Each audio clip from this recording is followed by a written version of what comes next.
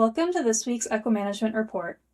I'm your host, Carly Sisson, here to brief you on the equine research findings, disease alerts, and practice management strategies we've been reporting on at EquiManagement.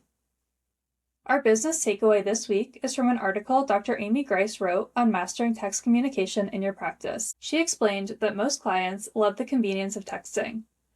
To accommodate this communication preference, veterinary practices must increasingly utilize platforms that integrate with their practice management software. Various platforms provide mass messaging and personalized communication via a practice information management system, she explained.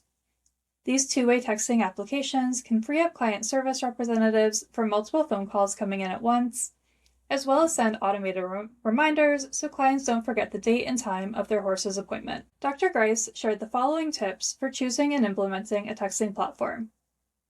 Make sure the platform will integrate with your practice information management system and allow for automated, personalized messaging.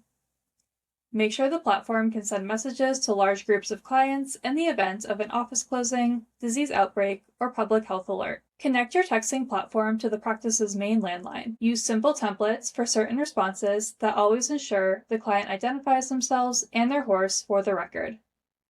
Make sure clients agree to receive text messages and document if they choose an alternative channel. Set expectations about how quickly clients can expect a response and how regular office hours might affect that response. Take the time to thoroughly train your team to use the platform and maximize its benefits. This week's standout study involves a new stallside IgG assay for foals. Radial immunodiffusion and immunoturbidimetric assays are gold standard for quantifying IgG in foals, but require a laboratory to complete. Accurate, reproducible stallside testing to rapidly quantify IgG would allow for expedited clinical decisions. In a recent retrospective study, researchers evaluated the analytical and clinical performance of a stallside IgG lateral flow test and reader called Sidekick. They assessed the stallside test with a serial diluted foal sample and compared it to RID and immunoturbidimetric assays. Serum plasma samples from 10 foals created two cohorts, one representing successful passive transfer and one representing failed passive transfer. Researchers tested agreement in IgG quantification between matched blood and plasma samples by the stallside LFD and 3 foals.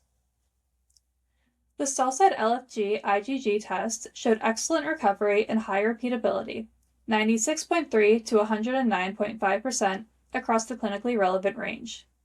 Overall, there was a strong agreement with the reference method and strong agreement between matched and whole blood and plasma samples. Lastly, we have some recent disease alerts to share with you from the Equine Disease Communication Center, including equine influenza in Crook County, Oregon, strangles in Clackamas County, Oregon, West Nile virus in Kings County, California, and West Nile virus in Ware County, Georgia. That's all for today's EquiManagement Report. For more equine veterinary news and resources, visit equimanagement.com.